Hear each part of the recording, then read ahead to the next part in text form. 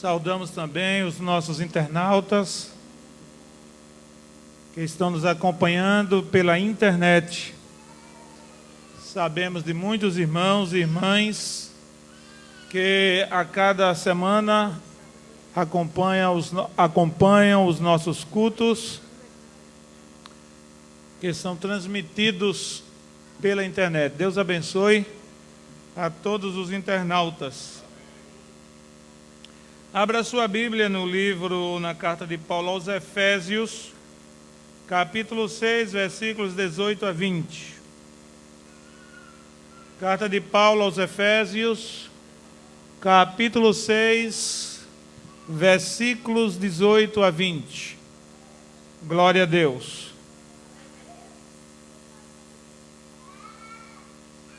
Orando em todo o tempo, com toda oração e súplica no Espírito, e vigiando nisto, com toda perseverança e súplica por todos os santos, e por mim, para que me seja dada no abrir da minha boca a palavra com confiança, para fazer notório o mistério do Evangelho, pelo qual sou embaixador em cadeias, para que possa falar dele livremente, como me convém falar. Amém, amados. Vamos estar orando. Quantos necessitam das orações? Quero pedir as orações pela família de um pastor amigo meu, do estado da Bahia, que hoje pela manhã sofreu um acidente de carro automobilístico e partiu para a glória celestial. Muito moço ainda, e já está com Cristo na glória. E os irmãos, vamos orar pela família. O nome dele era Jailton Simões, e agora orar pela sua família, sua esposa e filhos, para que o Senhor console a todos. Querido Deus, em nome de Jesus, o teu Filho, nós queremos, Senhor, te agradecer e te louvar por estarmos aqui nesta casa de oração, nesta noite. Pedimos a tua ajuda para te adorar, para cultuar o teu nome. Senhor, abençoe as tuas ovelhas que chegaram a este aprisco com o desejo de serem alimentadas pela tua palavra. Há pasto verdejante na tua palavra, Senhor. Pai, pedimos a tua bênção por aqueles que pediram as orações em seus favores. Pedimos também pela família do teu servo, pastor Jailton, que descansa contigo na glória. Console a sua esposa, seus filhos, todos os familiares, para a glória, honra e louvor do teu santo nome. Amém. Podeis assentar, amados irmãos. Amanhã, como já foi informado, a nossa escola dominical funcionará, porque domingo estaremos aqui com oração e jejum. Inclusive tem uma escala de conjuntos. Eu não sei se já foi passada a escala para as irmãs. Já foi passada, Edilene? Escala de vocês. Louvor perene também está na escala. E grupo de jovens, de adolescentes, todos, enfim. E todos os grupos estão escalados para estarem aqui, cantando, louvando, orando e jejuando. Domingo, quem não gosta de orar, não venha. Quem gosta de ficar sentado, pode ficar sentado em casa. Domingo aqui é joelho no chão. Amém, irmãos? Joelho e jejum. Quem gosta de comer muito também não venha. Fique comendo em casa. Porque domingo aqui é oração e jejum para Deus abençoar o nosso país. Abençoar a nossa pátria. Amém, queridos irmãos? O mundo, como diz o hino, jaz plenamente em desespero. E a igreja de Jesus tem uma resposta para este mundo. Você crê nisso? Diga amém. E começa de joelho. Amém? Então, 8 horas estaremos aqui já orando, buscando ao Senhor. Depois levantaremos, teremos intervalos de mensagem, de louvor. E assim até o final, que será às 15 horas, em nome do Senhor Jesus Cristo. Aqueles que não podem jejuar, obviamente que poderão vir sem estar em jejum. Poderão se alimentar e vir. Tem diabéticos, pessoas com problemas gastrointestinais que não podem jejuar, e nós reconhecemos esta impossibilidade. Então, não quer dizer com isso que o irmão não pode vir. Venha. Agora você que tem saúde, fecha a boca, deixa de alimentar o Deus ventre por um pouco do dia e vem crucificar aqui a tua carne na presença do Senhor. Amém, amados irmãos? E à noite temos uma linda programação no culto em favor da nossa pátria. Vai falar sobre o nosso Brasil. Vai ser o culto de missões. Não é esse, irmã? Cadê a Mônica? Está presente, Mônica? A equipe, Maneide, está aí ao lado. Não é culto de missões? Um grande culto de missões em nome do Senhor Jesus. Meus queridos irmãos, nós já tivemos a oportunidade de estudarmos alguns versículos do capítulo 6, versículos 18 a 20, desta carta aos Efésios. Os irmãos sabem que esses versículos são os últimos versículos que Paulo faz menção, ou que Paulo escreveu a respeito da armadura do cristão. Glória seja dada ao nome do Senhor. A armadura do cristão, que é composta pelo cinto da verdade, pela couraça da justiça, pelo escudo da fé, pelo capacete da salvação, pelos sapatos da preparação do evangelho da paz e pela espada do Espírito Santo, que é a palavra de Deus. Você pode dizer amém? Amém. Mas somado a tudo isto, Paulo ainda acrescenta algo sobre a oração. E ali nós colocamos como título dos versículos que estamos estudando, versículos 6, versículos 18 a 20, a cobertura de quê, irmãos? Todo mundo lendo a cobertura? A cobertura da oração na vida do soldado cristão. Louvado seja o nome do Senhor, que vive e reina para sempre. Já tivemos a oportunidade de estudarmos os primeiros versículos, ou versículo 18, que fala a respeito do soldado de Cristo se revestir da oração. Já falamos a respeito disso. No versículo 18, Paulo diz, ou escreveu, orando em todo o tempo, com toda oração e súplica no Espírito, e vigiando nisso com toda perseverança e súplica por todos os santos. Amém? Então o que é que Paulo diz aqui? Paulo recomenda que deve haver oração constante na vida de quem é crente. O que é que deve haver na vida de quem é crente, irmãos? Oração constante.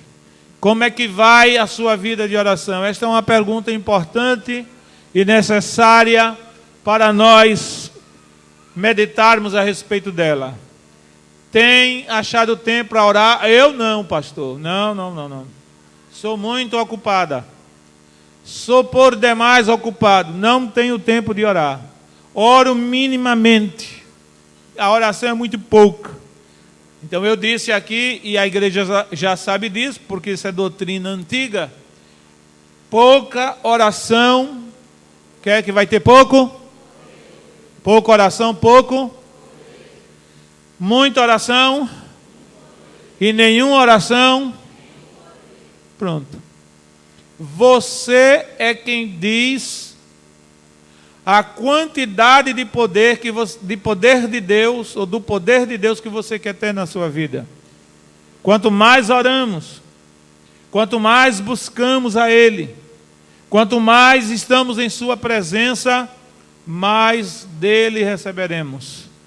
Os grandes santos do passado e ainda hoje no presente são pessoas que tiveram uma vida notória de oração. É bem verdade, vivemos em um contexto social muito corrido, muito agitado, Não é assim? Ou não é a sua vida assim? Muito agitada a vida das pessoas hoje. Dona de casa, começar das donas de casa.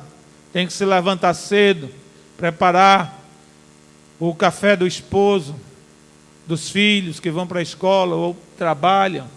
Quando termina de preparar o café da manhã, já está o almoço aí de cara, para ela começar tudo de novo. Serve almoço, termina esse processo de almoço, já começa do jantar, termina do jantar, já começa outra situação, sem se falar em ter que lavar a roupa. Para quem lava, hoje tem máquina de lavar, tem as mulheres que recebem para lavar, não é? Cuidar da casa, para não juntar teia de aranha, não ficar mal cheirosa, como diz o Matuto, não ficar cebosa. Já ouviram essa expressão? Cebosa, quer dizer com sebo, aquela coisa, não juntar mosca, enfim, tem muito trabalho para a dona de casa. Para o chefe de família nem se fala. Pesa sobre seus ombros a responsabilidade de trabalhar pelo menos 8 horas por dia, para dar conta das necessidades do seu lar, da sua família. Ele tem esposa e filhos para cuidar. Glória a Deus. Os filhos, os jovens, crianças, adolescentes e jovens, enfim, também vivem cheios de atividades. É escola, é faculdade, é trabalho, enfim, todo mundo vive muito ocupado. E aí quando se chega em casa, quando o dia termina, nós estamos nos sentindo esgotados, estamos nos sentindo com as forças exauridas, esgotadas, e há necessidade de orar. Quantas vezes você e eu dobramos os joelhos e dormimos no altar, adormecemos ali nos pés do Senhor. Glória a Deus. Tem hora que eu dobro os joelhos, de madrugada, estou ali orando, só me deito de madrugada. Estou orando, depois adormeço, durmo um pouquinho, quando me acordo, desperto do sono, que olho assim ao meu redor, percebo que não estou na cama, estou de joelho. Eu digo, é a carne cansada, vou orar mais um pouquinho. E assim acontece com outros irmãos, com outras irmãs. Mas é importante orar, irmãos. O que é importante fazer, igreja? Orar. Orar. Quando nós estudamos o Novo Testamento, focando a vida de oração de Jesus, nós vemos que ele era um homem que priorizava a oração. E Jesus tinha vida mansa, folgada? Não. Ele trabalhava dia e noite, fazendo tudo a pé, não ficava fixo em um local, em um ponto, pregava na Galileia, descia para a Judéia, andava por aquelas cidades de Israel, pelas vilas, pelos campos, não parava. Era um homem muito operoso, vivia trabalhando, pregando, ensinando, curando enfermos, expulsando demônios, consolando as pessoas tristes, ressuscitando mortos. Era muito trabalho para Jesus e para aqueles que lhe acompanhavam. Mas quando nós lançamos um olhar sobre a vida de oração de Jesus, nós vamos ver que o Novo Testamento nos mostra que ele tinha uma vida de oração muito intensa, até dizer basta, dentro de uma linguagem humana, porque nunca basta a oração para nós. Esta que é a verdade. Mas por que era que Jesus orava tanto? Nós vamos ver daqui a pouco. Então, no versículo 18, Paulo diz: orando em todo tempo, com toda oração e súplica no Espírito, e vigiando nisso, com toda perseverança e súplica por todos os santos. Veja que Paulo diz, orando em todo tempo, com toda oração. Eu acabei de dizer que orar muito nunca é demais. Tem pessoas que não oram 5 minutos e já acham que oram muito. Orar muito nunca é demais. Já tratamos sobre isso, já estudamos o versículo 18. Ele ainda diz, com toda oração e súplica. Já falei sobre súplica. Súplica é a insistência contínua diante de Deus. Para ilustrar a súplica, ou a insistência que o crente deve ter orando diante de Deus, nesta guerra espiritual no qual ele está envolvido. Não precisa você dizer que quer se envolver, não. Você já está envolvido. Eu disse aqui, quando iniciamos esse estudo há meses atrás, que no momento que o pecador toma a decisão de aceitar a Cristo como Salvador e vem à frente, recebe a oração da igreja, ao levantar-se da oração, ele já está inscrito no exército de Cristo e automaticamente já foi empurrado para dentro de uma guerra. Não tem nem o que pensar. Eu vou pensar, Jesus, se eu quero entrar nessa guerra, nesse exército. Não existe isso. Aceitou a Cristo como Salvador, já está na guerra. Amém, irmão? É por isso que muitas vezes, quando o novo convertido chega em casa, que diz assim, com um sorriso desse tamanho: mulher, o homem, o esposo, sou crente.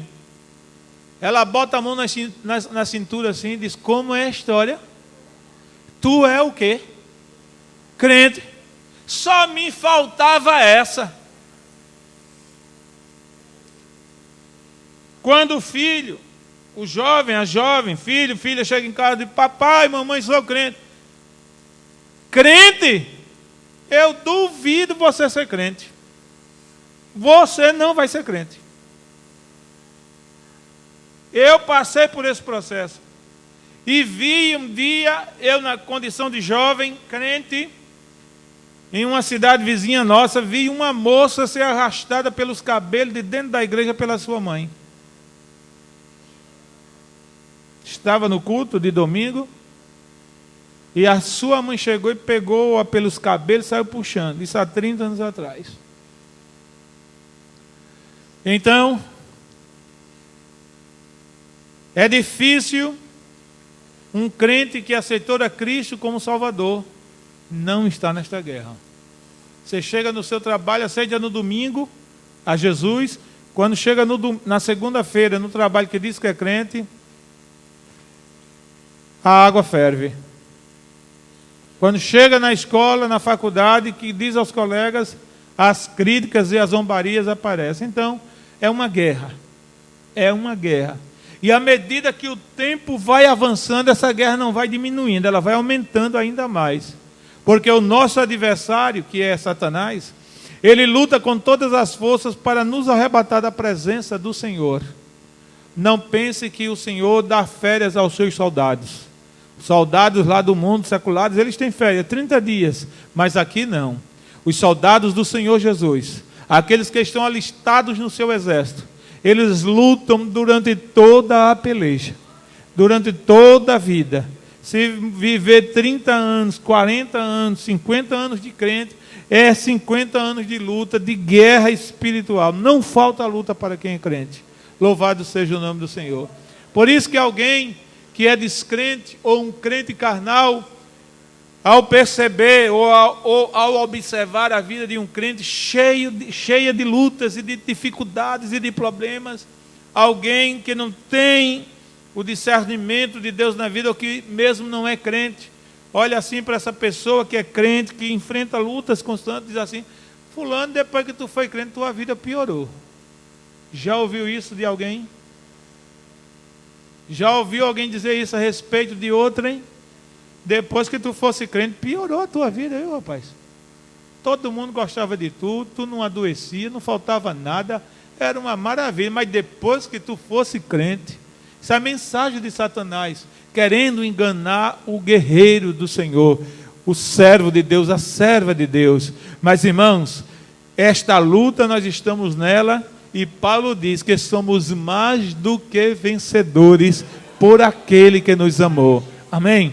Glória a Deus. Então, com toda oração e súplica. Súplica é a insistência contínua diante de Deus. Jesus ilustrou esta verdade da necessidade de suplicar diante de Deus com aquela parábola do juiz iníquo, na qual aparece o juiz e uma viúva que tinha necessidade que fosse feita justiça para ela e o juiz, que tinha esta competência de ofício, fechava os ouvidos ao clamor daquela pobre mulher. E ela não desistiu, ela insistiu, até que ele se enfadou daquela insistência e resolveu atender aquela viúva. Jesus faz menção desta história, desta parábola, para ilustrar a necessidade de não desanimarmos em orar e insistirmos na oração. Glória a Deus. Quando o crente deve parar de orar a respeito de determinada situação, seja uma necessidade, seja uma luta espiritual, quando a luta, a batalha, a guerra for ganha. Então você vem orando por uma situação, ganhou a luta, ganhou a guerra, então a respeito daquele assunto, pode parar de orar. Não há mais necessidade. Amém, irmãos? Paulo, prosseguindo, diz: com toda oração e súplica no Espírito, ou seja, o Espírito Santo, eu disse, é Ele o agente que inspira as nossas orações e nos ajuda a orar como convém, porque não sabemos orar da forma correta. E vigiando nisso, com toda perseverança. Vigiar e orar foram as duas recomendações de Jesus aos seus discípulos, quando ele estava próximo de morrer, ressuscitar e voltar para o céu. Vigiai e orai, disse o Senhor para ele, porque o espírito é forte, mas a carne é o que, igreja?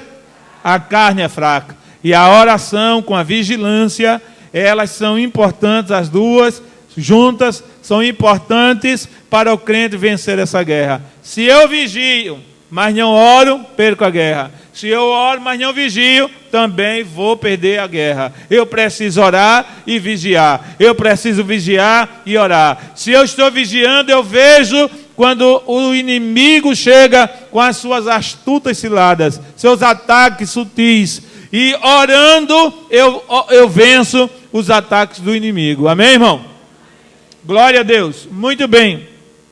E finalmente no versículo 18 ele diz: e vigiando nisso com toda perseverança e súplica por todos os santos. O que é que nós podemos dizer a respeito desta última parte? Que nós, crentes em Jesus, quem é crente aqui? Quem é crente? Levanta a mão, só os crentes. Quem não for crente pode ficar com a mão. Depois do culto, no final do culto, você vai ser crente em nome de Jesus. Para você entrar nessa guerra, para você saber como é boa ela. Glória a Deus. Mas finalizando o versículo 18, Paulo diz: e vigiando nisso com toda perseverança e súplica por todos os santos. Devemos orar, querida igreja, não apenas por nós mesmos, pelas nossas necessidades apenas, pelas nossas lutas apenas, mas também orar por outros santos que estão enfrentando lutas espirituais iguais às nossas. Talvez você não conheça uma pessoa crente que está orando, que está enfrentando uma luta tremenda.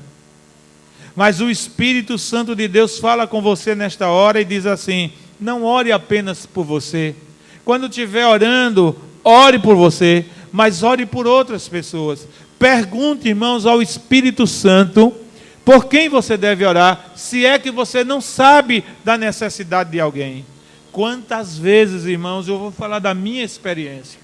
Quantas vezes eu dobro meus joelhos e o foco das minhas orações se volta para mim. Eu oro por mim, oro apresentando várias situações. Mas à medida que eu estou orando, o Espírito Santo, escute bem isso, o Espírito Santo começa a trazer nomes de pessoas à minha lembrança. E eu oro por pessoas daqui da igreja, de fora da igreja, oro por pessoas que estão em lugares distantes. É incrível, na hora que eu dobro meus joelhos para orar, eu não estava lembrado dessas pessoas, mas o Espírito Santo sabe a minha predisposição de orar por elas.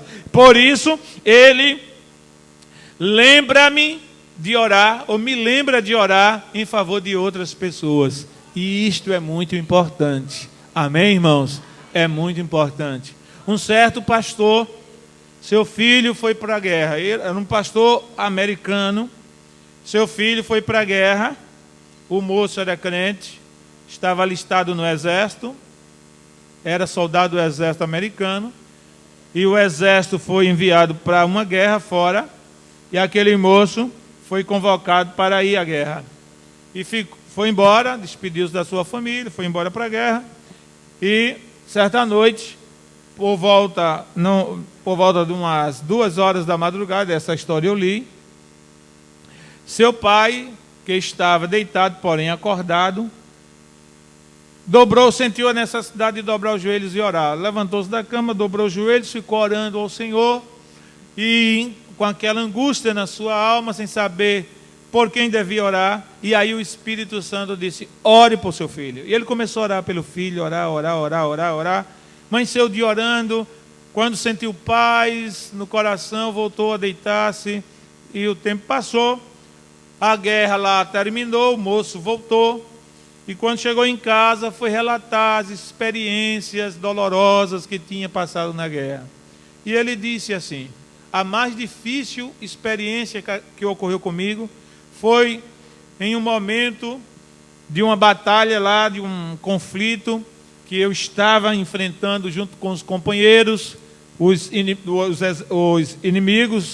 do outro exército, e eu fui, juntamente com outros, atingido por uma granada, e fiquei bastante ferido, outros companheiros, colegas morreram, e eu fui apanhado lá no campo de guerra, fui colocado em cima de um caminhão, em cima de corpos mortos que estavam no caminhão, levaram-nos de volta ao acampamento, só corpos mortos, mas eu não tinha morrido.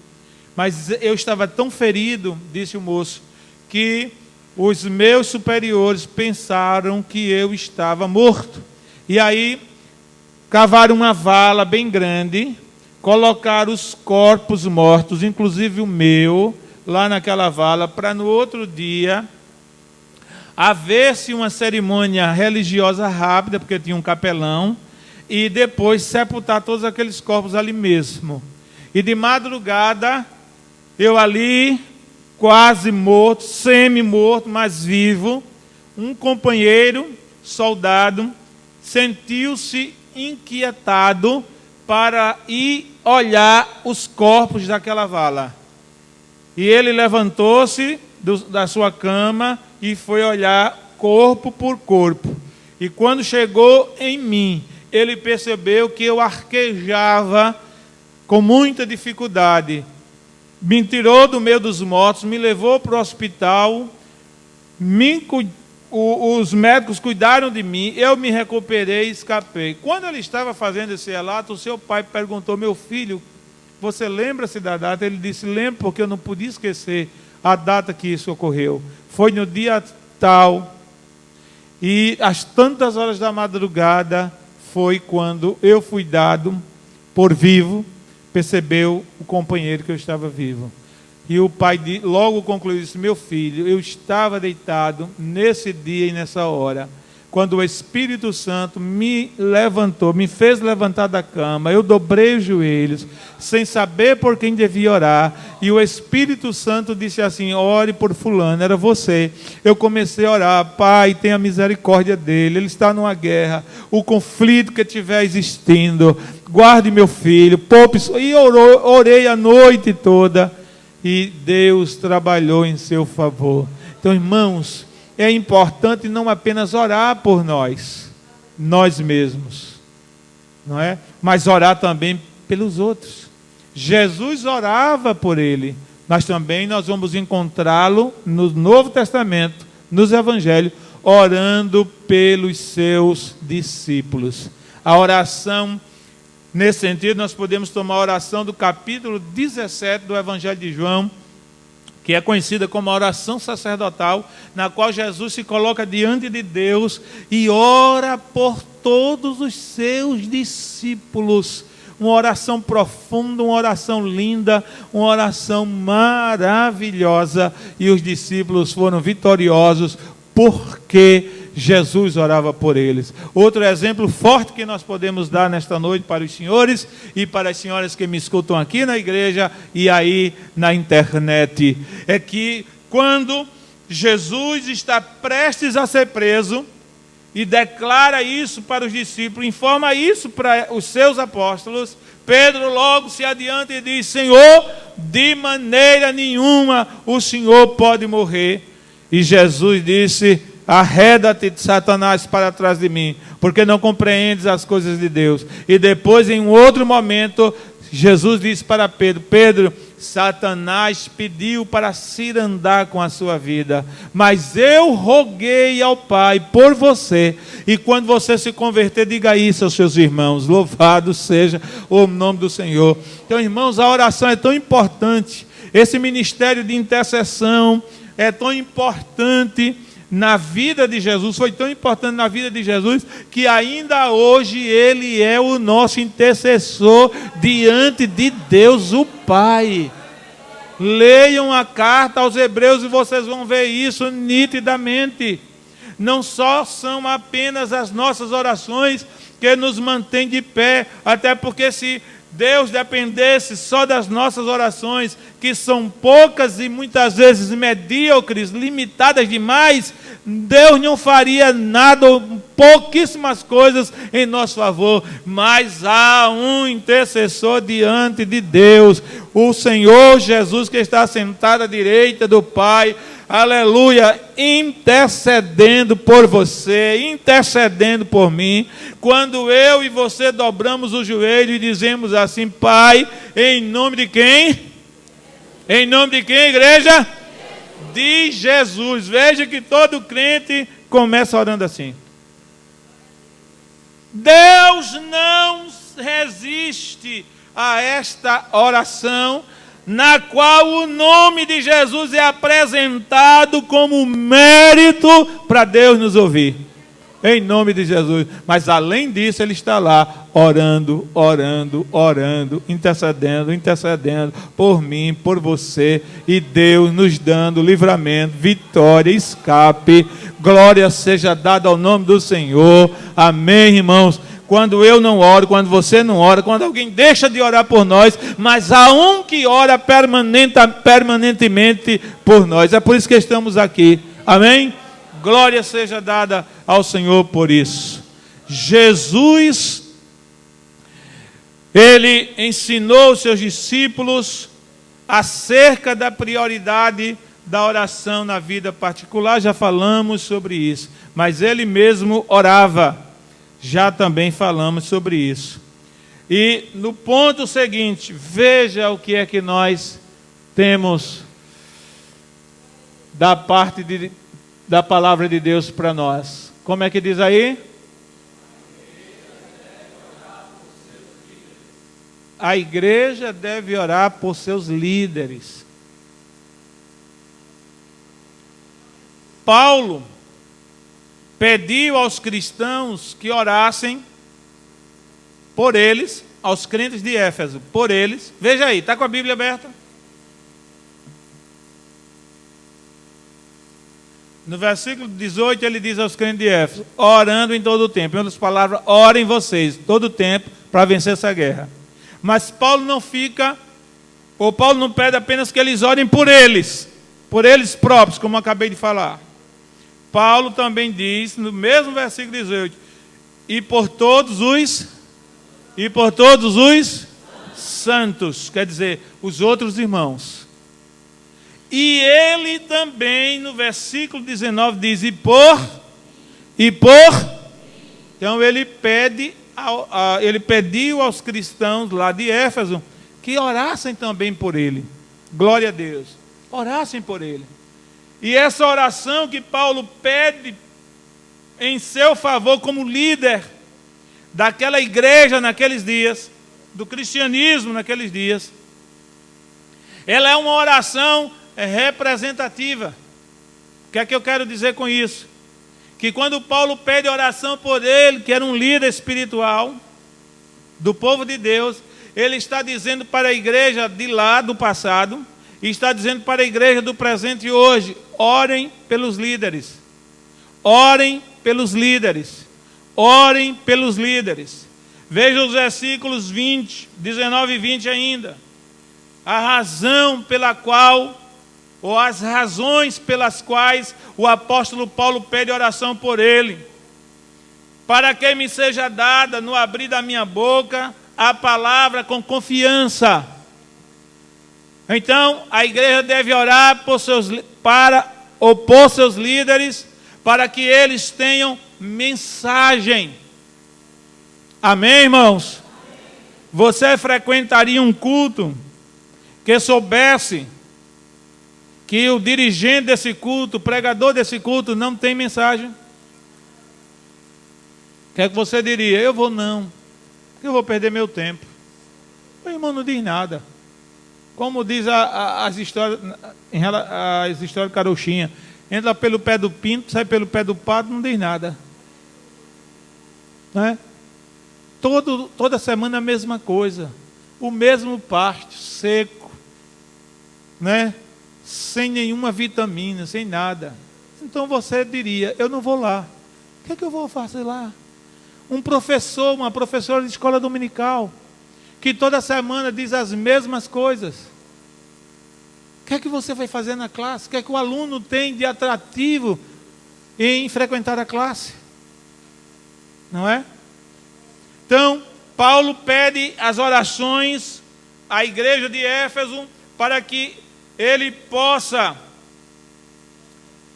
ou para que a ele fosse dada no abrir da sua boca a palavra da pregação com confiança. Pregar o evangelho com confiança significa dizer com coragem, com firmeza, sabendo que aquilo que está sendo pregado é a verdade. Amém, irmãos?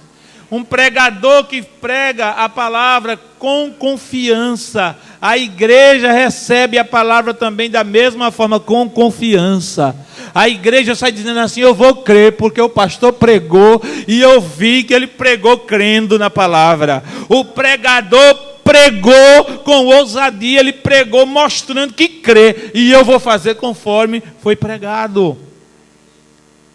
Mas se na pregação houver tibieza, houver insegurança,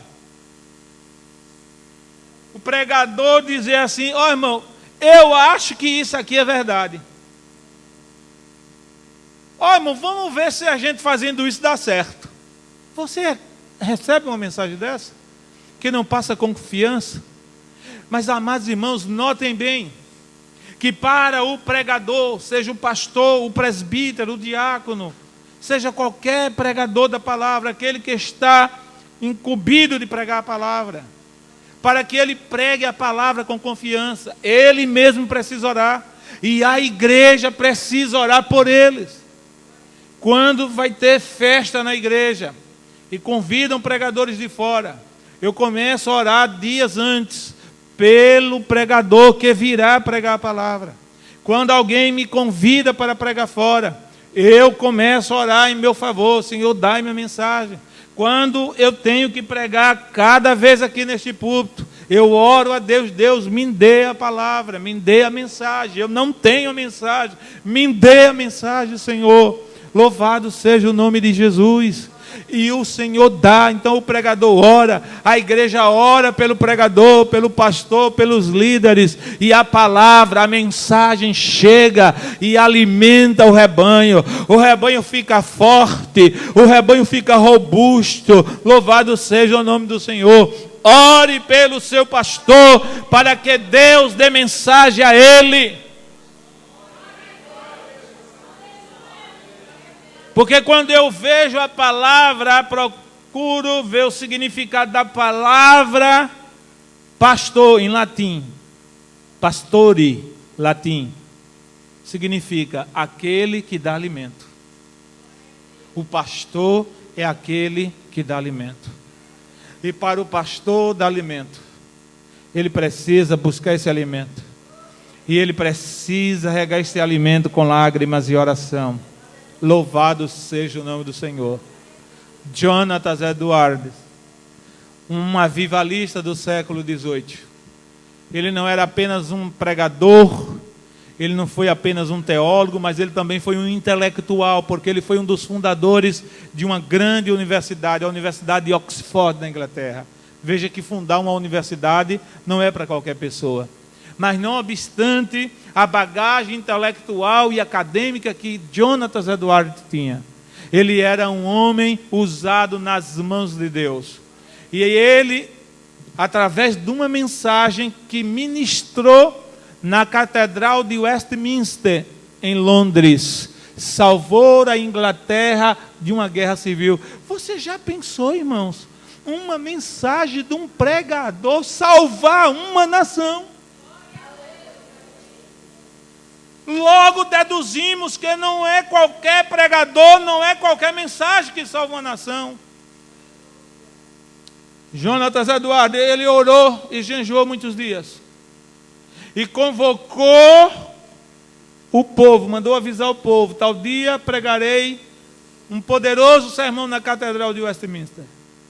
E o povo chegou. Naquela ocasião, naquele período, o povo da Inglaterra, de Londres, os ingleses estavam apáticos à mensagem do Evangelho. Uma frieza espiritual dominava o povo cristão daquele país. Mas ele avisou que pregaria um sermão diferente. Um sermão que marcaria a vida dos ouvintes. E o povo, por curiosidade, não por fome espiritual, afluiu à catedral. No dia do sermão, estava cheia, abarrotada, a grande catedral de Westminster, que ainda hoje existe lá. Porém, dias antes, Jonatas Edwards tinha orado, tinha jejuado, mas ele convocou um grupo de irmãs de oração. Como é bom os líderes da igreja contar e saber que há um grupo de oração na igreja, de mulheres piedosas, de homens piedosos, de jovens piedosos. Isso é muito bom, saber que um grupo ora. E ele chamou aquelas irmãs de oração e disse: irmãs, quero fazer um desafio para vocês. Enquanto eu estiver pregando no púlpito, vocês estejam intercedendo por mim. E abaixo da plataforma do púlpito daquela catedral, havia um porão. E as irmãs desceram para aquele porão. Elas estavam orando debaixo dos pés de Jonatas Edwards. E enquanto elas oravam lá, ele pregava em cima a palavra.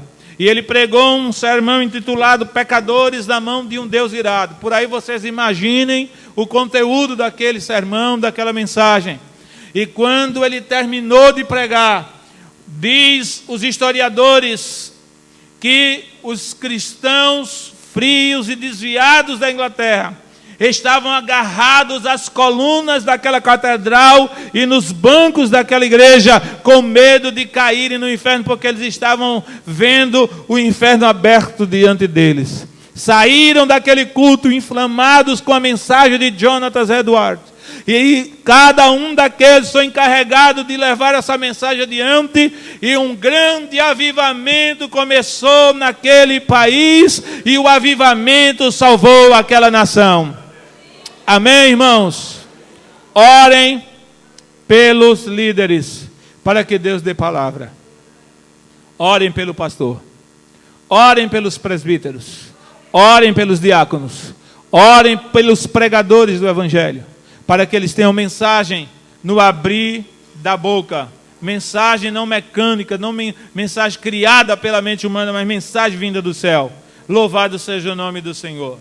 Paulo ainda diz no versículo 19, para que me seja dada no abrir da minha boca a palavra com confiança, para fazer notório o mistério do Evangelho. Era o compromisso dele, era o compromisso de Paulo, é o compromisso de todo líder, o mistério do Evangelho, pelo qual sou embaixador em cadeias. Paulo estava preso.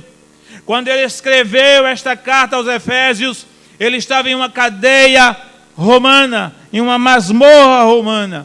E não somente esta carta Paulo escreveu daquela cadeia, mas escreveu a carta aos Filipenses, aos Colossenses, e a segunda carta aos Efésios, ou a Timóteo, digo, louvado seja o nome do Senhor. Mas, amados irmãos, aquelas cadeias, Paulo vai dizer que contribuiu para o avanço do Evangelho. Como se explica isso? Como podemos entender que um líder espiritual está preso, acorrentado, isto posto impedido de exercer o seu ministério, Mas essas cadeias, na visão daquele líder, contribuíram para o crescimento do Evangelho, para o avanço do Evangelho. Como entender isso? Só tem uma explicação. É que a igreja orava por Paulo intensamente. E aquilo que ele já tinha realizado em relação à obra do Senhor, fora, no mundo daqueles dias, estava avançando, como diz alguém, pipocando. Glória a Jesus, como pipoca no tacho. Louvado seja o nome do Senhor, por causa das orações dos santos. Amém, irmãos? Então, orem pelos líderes. Glória seja dada ao nome do Senhor para sempre. Por quê? Porque se a igreja orar incessantemente por seus líderes, eles vão vencer as investidas do maligno. Em Mateus capítulo 26, versículo 31, Jesus disse assim: se o pastor for ferido, as ovelhas se dispersarão. E quantas vezes o pastor sofre ataque? Sofre ataque dos de fora e sofre ataque dos de dentro. Sofre ataque dos ímpios e sofre ataque dos falsos irmãos. Paulo vai falar sobre isso, escrevendo em uma de suas cartas, os falsos irmãos, as falsas ovelhas, que estão no meio do rebanho. Estão no meio do rebanho. Ou os senhores e as senhoras pensam que todo mundo que está sentadinho aqui é ovelha. Glória a Deus. Nem todo mundo que está sentado, talvez a pessoa que esteja sentada ao seu lado, não seja uma ovelha. Não seja um verdadeiro irmão, seja um falso irmão, como diz Paulo. Glória a Deus. E o pastor tem que lidar com essas pessoas. E o pastor sabe que essas pessoas não são ovelhas, mas ele tem que lidar com elas.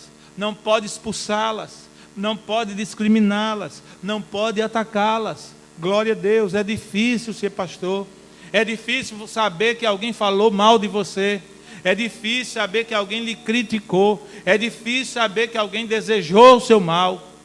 Você como pastor, glória a Deus. E você tem que olhar para aquela pessoa. E você tem que amar aquela pessoa. E você tem que perdoar aquela pessoa. Não é fácil isto. Não é fácil isto. As pessoas ofendem o pastor, mas se o pastor disser um pinguinho assim de qualquer coisa, pronto, determinadas pessoas já se sentem ofendidas, atacadas e tudo mais. Glória a Deus para sempre. Um dia uma irmã disse para mim, eu trabalhava no interior do estado, esperou chegar de viagem, estava viajando, quando eu cheguei de viagem, eu morava de frente da casa dela.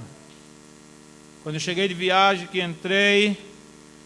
que entrei na casa, logo ela chegou e disse, quero falar com o senhor. Pois não, minha irmã. Contou a história dela. E o desejo dela era que eu disciplinasse um obreiro da igreja ali naquela cidade. E eu disse para ela, me conte o que esse irmão fez, qual foi o pecado dele, o que ele fez de mal. Ela contou umas histórias sem lógica, sem fundamento algum. E eu disse, eu não vou discipliná-lo, porque isso não é razão de uma disciplina. Ela disse, olhe bem para mim, nunca mais eu vou entrar na sua casa. Nunca mais os meus pés cruzarão os batentes desta casa. Nunca mais eu vou lhe dirigir a palavra. Nunca mais, aí deu a lista dela. Quando ela terminou de dizer o que ela queria, eu disse, querida irmã, você é quem sabe o que deve fazer. Ela saiu, bateu a porta de casa, foi embora. Passaram-se os dias, ela não voltou mais no culto, era crente antiga. E uma bela tarde eu estava em casa, quando bateram no portão, eu pedi para uma das meninas abrir. Quando o portão foi aberto, aquela irmã entrou com as mãos na cabeça, desesperada, os olhos inchados de chorar. E eu levantei-me, ela agarrou-se comigo, me acuda, meu pastor, me salve, meu pastor, só o Senhor é quem vai me ajudar agora.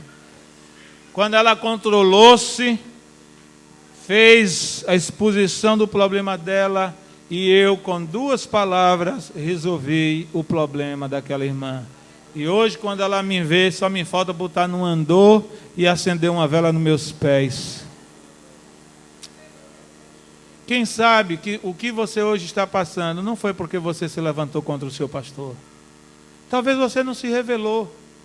Talvez você não mostrou isso para o seu pastor.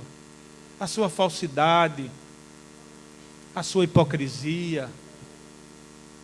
Talvez você, diante do seu pastor, ficou até calado, ficou neutro, ficou neutra. Mas lá, no recôndito da sua casa, nas reuniões com a sua família, você me atacou, você disse o que não devia, e você achou que Deus não ouviu, e que Deus não ia ligar para isso, até porque na sua concepção, eu era culpado, eu era devedor, quem sabe? E agora você está pagando o seu preço. E agora você está pagando a sua dívida diante de Deus. Mas os falsos irmãos, iguais aos ímpios, se levantam contra o pastor, porque está escrito, foi Jesus que disse, fere-se o pastor e as ovelhas serão dispersas. O rebanho se dispersa. O rebanho fica perdido, porque se o pastor sai da frente do rebanho, o rebanho fica sem pastor e o inimigo aí está com o campo livre para atacar o rebanho. Ore pelo pastor. Glória a Deus. Não ore apenas pelo seu pastor, ore por todos os pastores. Porque os servos do maligno estão orando e consagrando sua vida a Satanás para destruir os pastores. Um pastor brasileiro foi convidado para pregar nos Estados Unidos. Mandaram a passagem dele de avião, tudo direitinho. Foi. Pegou o avião em São Paulo, quando ele estava voando. Estava sentado ao lado de um cidadão. E aquele cidadão que ia ao lado daquele pastor, sem saber que era pastor, o irmão, ia com os olhos fechados, compenetrado em atitude de oração. O pastor, vendo aquele comportamento daquele cidadão, logo imaginou tratar-se de um crente. E aí puxou conversa. Perguntou-lhe, você está orando? O cidadão disse, sim. Não apenas orando, mas também estou em jejum. Aí o pastor disse, graças a Deus. Estou indo ao lado de um crente espiritual. Estou viajando ao lado de um servo de Deus. Estou orando e estou jejuando. Aí o pastor disse, está com alguma necessidade espiritual? Ele disse, estou. Não somente eu, mas todos os meus colegas. Aí chamou a atenção do pastor e disse, quem são seus colegas? Ele disse, os satanistas do mundo. E o que é que você é? Ele disse, eu sou um satanista. Nós estamos indo para um grande encontro mundial de satanistas nos Estados Unidos. E o nosso líder disse que era para todo mundo chegar lá em jejum, consagrando a vida a Satanás, porque ele quer derrubar os pastores do mundo, começando pelos pastores americanos. Quando o cidadão disse isso, o Espírito de Deus tomou aquele pastor, o pastor olhou para o homem fixamente, pôs o dedo na frente dele e disse, Satanás, eu te repreendo em nome de Jesus, e toda a tua investida contra os pastores estão destruídas. O homem demoniou-se, foi um furdunço no avião e terminou saindo o pastor ali da cadeira para outro lugar, porque aquele homem não permitiu mais que o pastor fosse perto dele. Ore pelos pastores, ore pelos seus líderes. Mas não apenas ore pelo pastor, ore também pela família do pastor. Você sabe que tem pessoas que torcem pela desgraça da família do pastor?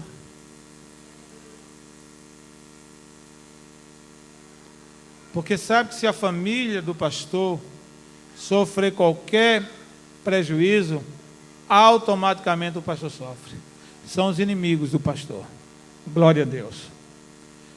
Mas eu sempre digo assim: quem tem com que me pague, não me deve nada. Porque eu conheci e fui pastor de um moço que era muito trabalhoso. Finalmente ele saiu da igreja, foi embora para outra igreja e lá fizeram dele pastor. Um ano depois ele me procurou e disse assim: pastor, eu agora estou sabendo o que é que o senhor passa. Que agora eu sou pastor. Eu disse: era esse o meu desejo, que você me pagasse desse jeito. Sofrendo, chegasse a ser pastor para sofrer as mesmas coisas. Mas, amados irmãos,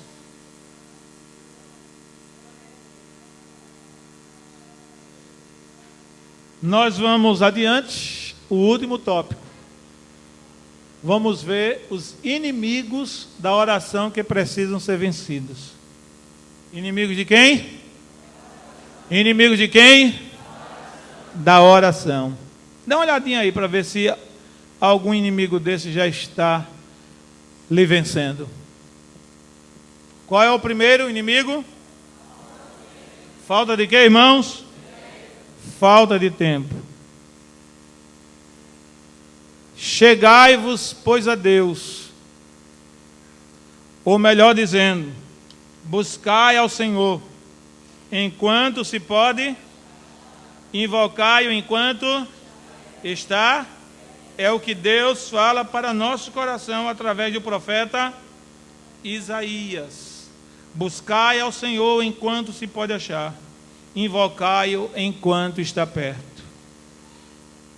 A falta de tempo tem tirado muitos crentes do altar. Crentes que no passado oravam horas a fio, buscavam a Deus, vinha para o ciclo de oração, chegava cedo na igreja para orar. Hoje o tempo tem sido um verdadeiro inimigo. E quantas vezes o próprio adversário Satanás usa o tempo contra nós, que aparece tanto gancho, tanta ingresia, como diz o povo, e termina faltando tempo para oração. O segundo inimigo,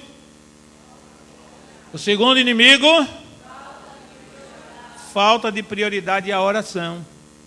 Jesus diz em Mateus capítulo 6, versículo 33, buscai em primeiro lugar o que, irmãos? O reino de Deus e a sua justiça. E todas, olhe para cá, irmão, e todas as demais coisas vos serão o quê? Buscar em primeiro lugar. Então, para eu orar, eu tenho que priorizar, abrir mão de tudo, atropelar um bocado de coisas. Hoje eu vou orar e acabou-se. Nem que seja pela madrugada. Não é que a oração da madrugada é melhor e é especial, não. Porque a oração, em qualquer hora do dia, é especial e é importante.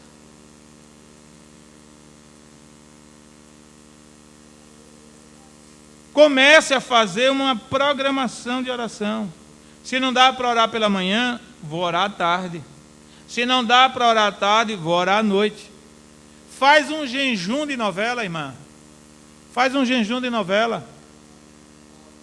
Jejum de novela, pastor? Sim, jejum de novela.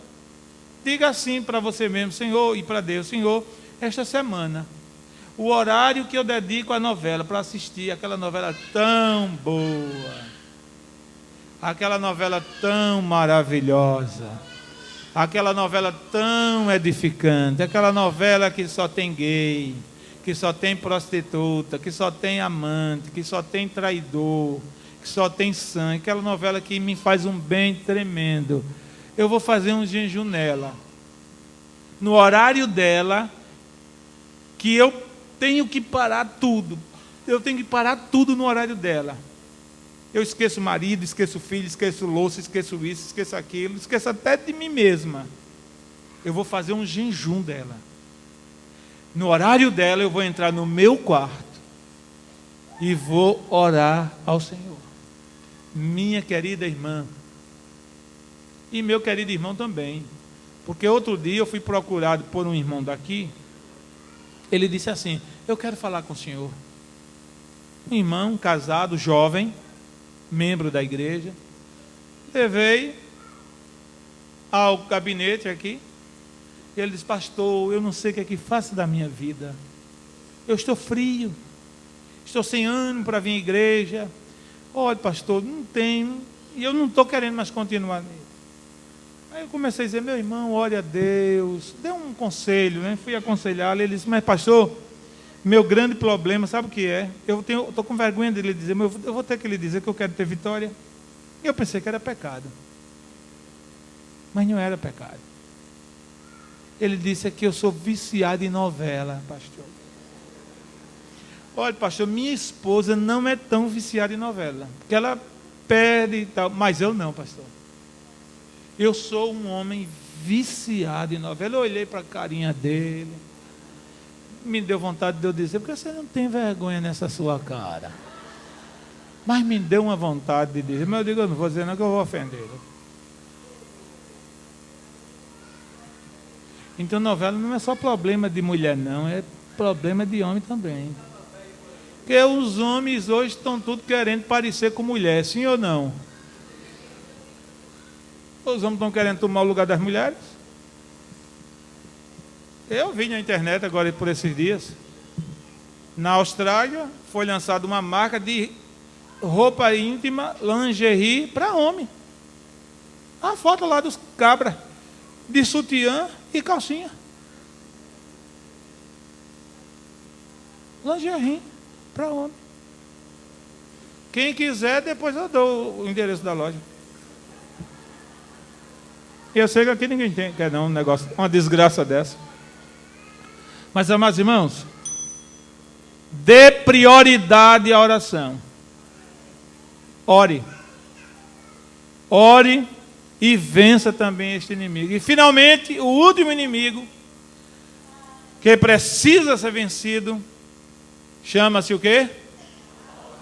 Falta de vigilância.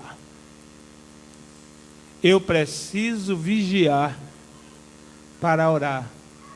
Jesus disse assim: vigiai e veja que se eu não vigiar, não cuidar da minha vida de oração, eu não oro. Eu não oro. Oração é necessidade para todo crente. E que o Espírito de Deus nos ajude, em nome de Jesus, a orarmos. Orarmos. Não quero dizer que você tem que passar o dia todo de joelho. Ore. E consulte ao Espírito de Deus. Pergunte ao Espírito Santo: Espírito Santo, quanto tempo eu devo orar? Glória a Deus. E o Espírito Santo vai lhe dizer, vai lhe guiar nesse caminho da oração. Você não vai perder. Você vai se tornar um crente poderoso, um crente frutífero, um crente animado, um crente quente, um crente que vai vencer o pecado em nome de Jesus.